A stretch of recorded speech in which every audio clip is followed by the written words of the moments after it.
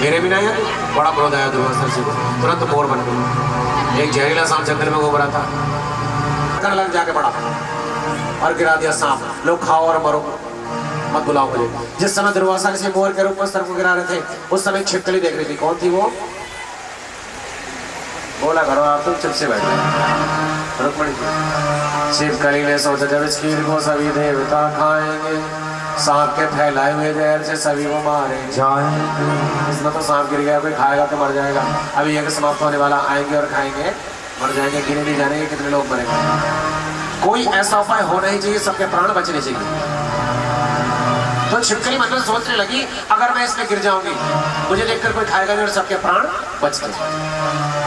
ये छिपकली ने सोचा, हम होते तो क्या सोचते, मैंने तो देख लिया, मैं तो भागूं, दूसरे मरे तो मरे।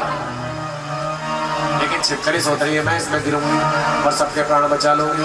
सीधे होकर बैठिएगा और ताली बजाइए।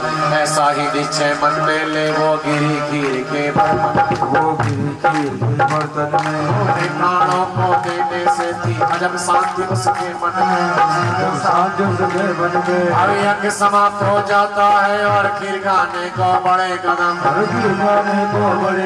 छिपकली कढ़ाई में देखी सब कहे हुआ है आज अदम। छिपकली को देख कढ़ाई में, छिपकली को देख कढ़ाई में सब देने लगे बुराइयों से। कढ़ाया खाली करते जाते कहते ना आई लाज इसे, हुआ कढ़ाया खाली तो फिर नीचे था एक सर्प मरा, एक कंठ हो कहने लगे छिपकली ने किया है त्याग बड़ा, सबको जीवन दान दिया, सबको जीवन दान दिया, ये अपने प्राण गंवा बैठी, इसमें गिर कर नहीं बचूंगी, यह भी होश भुला बैठी, अपने प्राण गंवा कर जो औरों के प्राण बचाते हैं, बचाते हैं, वो प्राणी इस माया के झंझट से मुक्ति।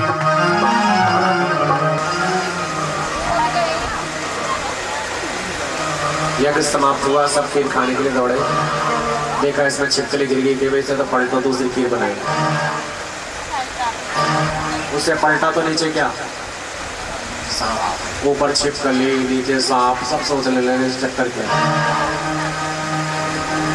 सब राजा के पास गया और राजा अपने गुरुजी के पास गया। गुरुजी कहने चलो चलकर मैं देखता हूँ, और गुरुजी वहां पहुंचे और ध्यान लगाकर देखा। गुरुजी कहने राजा इस छिपकली ने उस आदमी को देखा जिसने इसमें सर्प को फेंका और इसने हमारी जान बचाने के लिए अपनी जान। तो सभी ऋषि मुनियों ने, देवी देवताओं ने प्रार्थना की छिपकली ने हमारी जान बचाई, इसे मानव जन्म मिलना चाहिए। तो सभी देवताओं के वंश से वो जन्म तीसरा आया है, पहले रुक्मन फिर छिपकली, अब कन्या रूप दिखाया। एक राजा स्पर्श थे, उनके घर में कोई संतान नहीं थी, उन्होंने माता का जागरण किया, और जागरण पता कैसे कि सामने दरबार लगाया, ज्योत जलवाई पंडितों से ज्योतिष मंत्रों द्वारा, और राजा रानी दोनों नीचे बैठ गए।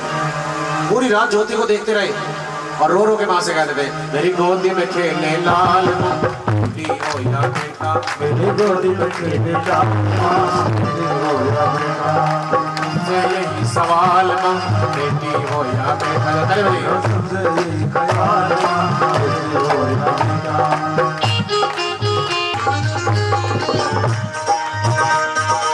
सोना चांदी बहल मड़ई ये मेरे किस काम आएंगे, मैं तो चाहूँ मोहर में लग जाए मैया तेरे नाम की, मैया तेरे नाम की, मैया तेरे नाम की, मेरा कुछ तो कर ख्याल बेटी हो या बेटा, पूरी रात राजा रानी मांगते रहे। सुबह जागरण संपन्न हुआ और धीरे धीरे समय बीतने लगा। माँ ने प्रार्थना सुनी और राजा की रानी ने समय अनुसार एक साथ 2 पुत्रियों को जन्म दिया, और राजा ने पंडितों को ज्योतिषों को बुलवाया और कहा मेरी दोनों कन्याओं की जन्म पत्री बनाइए। तो जन्म पत्री बनाएगी तो पहली पुत्री का नाम तारा, लगाओ जयकारा बोलो तारा रानी की जय। दूसरी पुत्री का नाम रुक्मन। तो तारा के ग्रह तो बहुत अच्छे हैं, लेकिन दूसरी पुत्री के रुक्मन के ग्रह बड़े खराब हैं। पंडित लोग कहने लगे राजा इसे अपने राज्य में रखोगे तो सारा राजपाट नष्ट हो जाएगा। राजा कहने लगा फिर क्या करूँ। पंडित कहने लगे दो तो है ही जिसके ग्रह ठीक है, नहीं मार सकता, चाहे तो मेरा राज्य चला जाए, चाहे मेरे क्या चले जाए। जोर से बोलो ना, आपके थोड़ी जा रहे। सोचा पाए पंडितों ने लकड़ी का संदूक मंगा लिया, लकड़ी का संदूक मंगा लिया, एक गद्दा उसमें बिछा दिया, कन्या को उसमें लिटा दिया, हीरे की माल लगा करके फिर गंगा जी में बोलो गंगे मैया की जय। लग गया क्या किया, क्या किया गंगा जी में। शायद कोई देखेगा संदूक, देखेगा फिर कन्या को हीरे की माला के लालच में ले जाएगा उसे पालने। रहते रहते वो संदूक पहुंचा काशी के पास, किसके सर पर चढ़ेगा यह किसका सच्चे दरबार। संदूक बहता हुआ जा रहा है, काशी के पास पहुंचने वाला। लेकिन काशी में क्या होता था, एक भील रोज गंगा जी के किनारे आता था सुबह सुबह ब्रह्म मुहूर्त में। ब्रह्म मुहूर्त पता सुबह कितने बजे पता है आपको, 4 बजे गंगा में स्नान करते। स्नान करने के बाद गंगा जी के किनारे हाथ जोड़कर खड़ा हो जाता, बोला गंगे मैया की। उसके घर में भी कोई संतान नहीं थी, वो गंगे माँ से मांगता था। वो गंगे माँ से कहता था, मेरी गोदी में खेले लाल बेटी हो या बेटा, मेरी गोदी में खेले लाल माँ।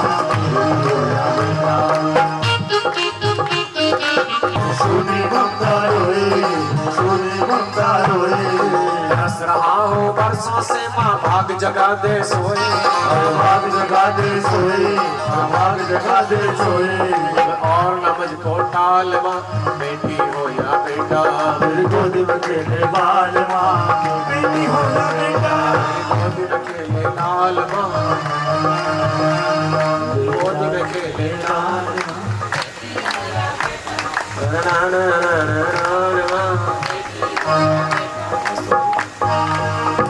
बेटा बड़े जोर से कह रहे हैं, बेटी ना चाहता कोई भी, जितनी सेवा बेटी कर रही बेटा ना करता। शाम को घर पे आओगे पानी का गिलास लेके कौन आ गई।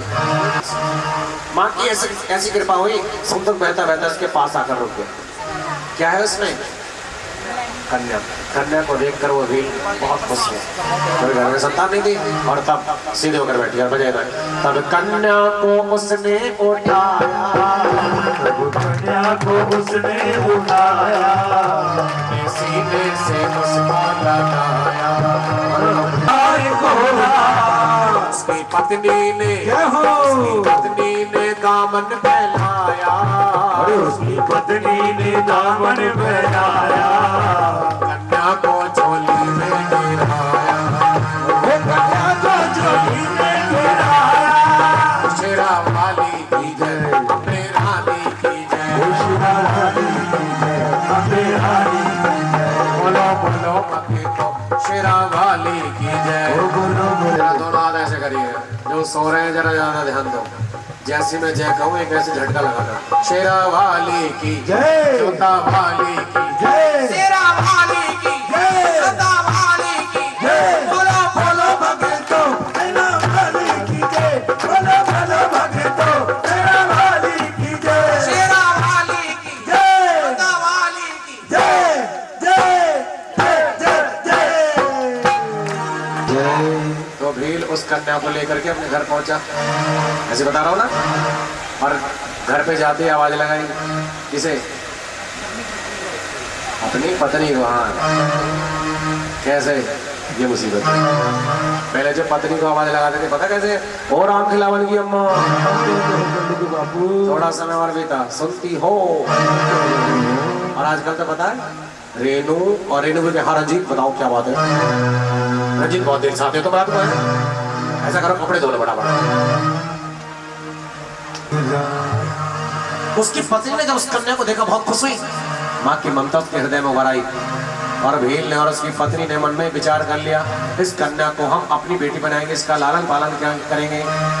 तो दोनों ने ही कन्या को रुको सा प्यारा नाम दिया। नाम तो रुकमन रखा और प्यार से कहने लगे रुको। दूर बैठ कर दाती ने कितना सुंदर ये काम किया। अब धीरे धीरे बिटिया बड़ी होगी, बड़ी होने लगी। बिटिया बड़ी हुई तो चिंता शुरू काय की, साजी सीधे होकर बैठ कर बजाए ताले।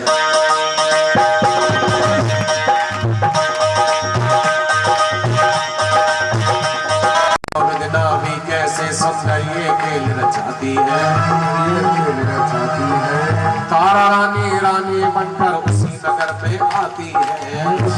कौन से नगर में? जिस नगर में रुकमंडा विवाह हुआ उसी नगर की राजा की रानी बनकर तारा भी आ गई। दोनों बहनें एक ही नगर में। विधि की विडंबना तो देखिए, एक तो राजा की रानी बनी हुई है और एक भीलों की यहाँ की बहू।